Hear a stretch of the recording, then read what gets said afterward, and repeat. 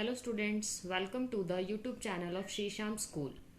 Today we are going to continue the second chapter of class 4th maths book.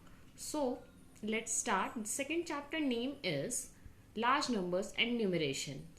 इससे पहले मैंने आपको दो एक्सरसाइजेज में जो बेसिक टर्म्स हैं, जो बेसिक कॉन्सेप्ट्स हैं, वो मैंने करा दिए आपको. उनकी वर्कशीट्स भी प्रोवाइड कर दी हैं. जो हमारा नेक्स्ट टॉपिक है वो है प्लेस वैल्यू. तो आज हम प्लेस वैल्यू के बारे में स्टडी करने वाले हैं. तो चलिए स्टार्ट करते हैं. इससे पहले हमने Indian number system and international number system वो किस तरीके से लिखे जाते हैं ये हमने पढ़ा था. आज हम प्लेस वैल्यू के बारे में पढ़ने वाले हैं. देखिए, जब हम कोई नंबर लिखते हैं तो उसमें इस तरीके से पीरियड्स होते हैं. मैंने आपको बताया था कि इंडियन सिस्टम में और इंटरनेशनल सिस्टम में किस तरीके से पीरियड्स होते हैं. जैसे इसमें 1000 एंड लाख है, उसमें 1000 एंड मिलियन वाला टर्म आता था. तो इसमें और उसमें थोड़ा सा जो डिफरेंस है, आई होप वो आपको क्लियर होगा. आज हम प्लेस वैल्यू के बारे में डिस्कस करते हैं. देखिए, ये हमारे पीरियड्स और ये है प्लेसेस. लाइक वंस के हमारे पास 3 प्लेसेस होते हैं, 1, 10, 100. 1000 पीरियड में हमारे पास 2 प्लेसेस होते हैं, 1000 एंड 10,000. लाख में भी हमारे पास 2 प्लेसेस होते हैं, लाख एंड 10 लाख. तो अब प्लेस वैल्यू की बात करें, हम प्लेस वैल्यू की बात करें तो जैसे मैंने एक एग्जांपल लिखा है. इसमें देखिए 1, 10, 100, 1000, 10,000. तो 1 प्लेस पे 7 है, 10 प्लेस पे 4 है, 100 प्लेस पे 5 है, 1000 प्लेस पे 8 है, 10,000 प्लेस पे 3 है. तो अब इनकी प्लेस वैल्यू कैसे हम बोलेंगे. ये जो 7 की प्लेस वैल्यू है वो क्या है, 7 ones. 4 की प्लेस वैल्यू अगर हम देखें तो 4 tens. 5 की प्लेस वैल्यू मतलब 5 hundreds. 8 की प्लेस वैल्यू 8 thousands. 3 की प्लेस वैल्यू 3 10,000. तो इनकी प्लेस वैल्यू इस तरीके से हम जान सकते हैं. जैसे मैंने एक और एग्जांपल लिया हुआ है. इसमें देखिए 1 प्लेस पे क्या है, 6. तो 6 ones इसकी प्लेस वैल्यू है. 5 tens, 7 hundreds, 4 thousands, 2 10,000s, 8 lakhs. तो इस तरीके से हम प्लेस वैल्यू के बारे में जान सकते हैं. आई नो आपको अभी थोड़ा सा कंफ्यूजन होगा कि किस तरीके से हमें लिखना है, किस तरीके से क्वेश्चन होगा और किस तरीके से हमें उसका आंसर करना है. तो क्वेश्चंस आपके पास कुछ इस तरीके से आ सकता है कि जैसे आपको नंबर दे दिया, इसमें आपको 4 की, सपोज कीजिए 4 की प्लेस वैल्यू बतानी है. तो 4 आप देखेंगे 1, 10, 100, 1000. 4000 प्लेस पे आ रहा है तो 4000 क्या हो जाएगा, इसका प्लेस वैल्यू हो जाएगा. देखिए, कुछ रिलेशंस है जो प्लेस वैल्यू पे ही डिपेंडेंट है. तो relations between the values of places के बीच में कुछ रिलेशंस है. अगर हम 10 की बात करें तो जो 10 है हमारा 10 ones के इक्वल होता है. ऐसे ही 100 की बात करें तो 100 tens के इक्वल होता है और ये 100 ones के भी इक्वल होता है. 1000 की बात करें तो 1000 10 hundreds के इक्वल होता है. 10 hundreds के इक्वल क्यों होगा, देखो 100 में क्या आते हैं, 2 zeros आते हैं. 2 zeros हमने छुपा दी तो हमारे पास क्या बचा, 10. तो 10 hundreds, ऐसे 100 tens.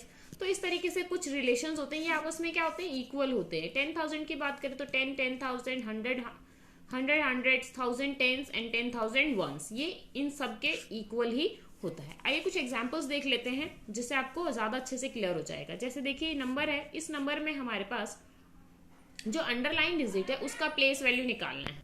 हाँ जी, जो अंडरलाइन डिजिट्स है उनका क्या करना है, हमें प्लेस वैल्यू निकालना है. तो जैसे ये नंबर है, इसमें 1 पे क्या है, अंडरलाइन है. तो हम इसको राइट साइड से क्या करेंगे, काउंट करना शुरू करेंगे. 1, 10, 100. 1 किस पे आई है, जो अंडरलाइन डिजिट है उस पे क्या आया, 100. तो 100 क्या हो जाएगा, इसका प्लेस वैल्यू हो जाएगा. और इसको हम लिखेंगे कैसे, क्योंकि 100 है तो 1 के आगे 2 zeros लगा दें, क्योंकि 100 पे क्या आते हैं, 2 zeros होते हैं. ठीक है. नेक्स्ट में देखिए हमारे पास 7 पे है. 7 पे क्या है, अंडरलाइन है. तो अगर हम इसकी बात करें तो इसका प्लेस वैल्यू किस तरीके से निकालेंगे, फिर से वही इस तरफ से क्या करेंगे, हम शुरू करेंगे 1, 10, 100, 1000, 10,000. तो 10,000, 7 10,000. दैट इज, देखिए 7 10,000 मतलब 10,000 में हमारे पास 4 zeros होती है, तो हमने भी 4 zeros लगा दी. देखिए अब इनका एक बहुत ही इजी और सिंपल तरीका मैं बताती हूँ लिखने का. कि कैसे प्लेस वैल्यूज हम लिख सकते हैं। जैसे 7 है, 7 क्या कि जितने डिजिट्स हैं उतनी जीरोस लगा दी हमने, तो वो इसकी प्लेस वैल्यू हो गई। अगर मैं इस 1 की बात करूं, 1 के आगे 2 डिजिट्स हैं तो 1 के हमने दो जीरोस लगा दी, मतलब ये इसका प्लेस वैल्यू हो गया। तो किसी भी नंबर का हमें प्लेस वैल्यू निकालना होता है तो हम क्या करते हैं, उसको वंस टेंस इस तरीके से काउंट करते हैं और फिर उसकी प्लेस वैल्यू जान सकते हैं। अगर बहुत ही सिंपल वे देखा जाए तो अंडरलाइन डिजिट्स के राइट साइड में जितने नंबर्स हैं होते हैं उतनी जीरोस हम उसके आगे लगा देते हैं, तो वो उसका प्लेस वैल्यू हो जाता है। नेक्स्ट टॉपिक जो है हमारा एक्सपैंडेड फॉर्म। एक्सपैंडेड फॉर्म आपने पिछली क्लासेस में पढ़ा होगा, आइए फिर से रिकॉल कर लेते हैं हम। एक्सपैंडेड फॉर्म किस तरीके से लिखते हैं। एक्सपैंडेड फॉर्म लिखने के लिए सपोज कीजिए हमारे पास कोई नंबर है, ठीक है, तो अगेन हम वही वंस, टेंस, 100, 1000, 10,000 इस तरीके से काउंट करेंगे।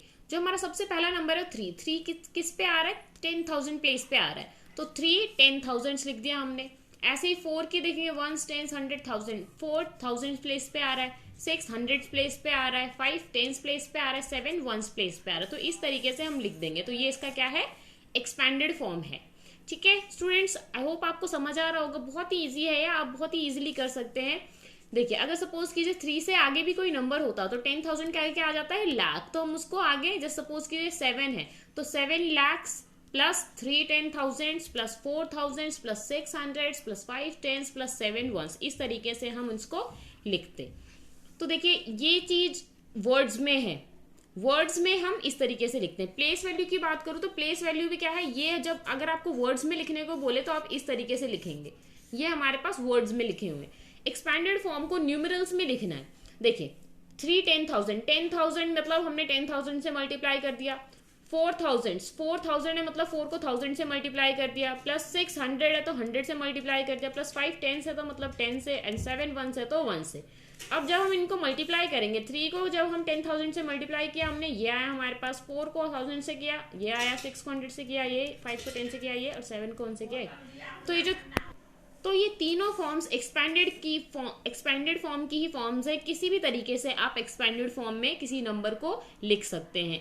ये आप पे डिपेंड करता है कि आप, अगर उन्होंने वर्ड्स में पूछा है तो आप, अगर उन्होंने मेंशन किया है वर्ड्स में तो आप इस तरीके से लिखेंगे, अगर नहीं तो आप इस तरीके से या इस तरीके से भी लिख सकते हैं, दोनों ही फॉर्म्स सही हैं। आई होप आपको ये वीडियो पसंद आया होगा, आप लोगों को जो चीज़ें मैंने समझाई हैं वो समझ आई होंगी अच्छे से। मैं आपको इन 2 टॉपिक से रिलेटेड एक वर्कशीट प्रोवाइड करूंगी, वो वर्कशीट आप इसको अच्छे से कर सकते हैं। अगर कोई डाउट आता है तो आप मुझे बता सकते हैं। तब नेक्स्ट वीडियो में हम इससे आगे के टॉपिक करेंगे, तब तक के लिए बाय बाय।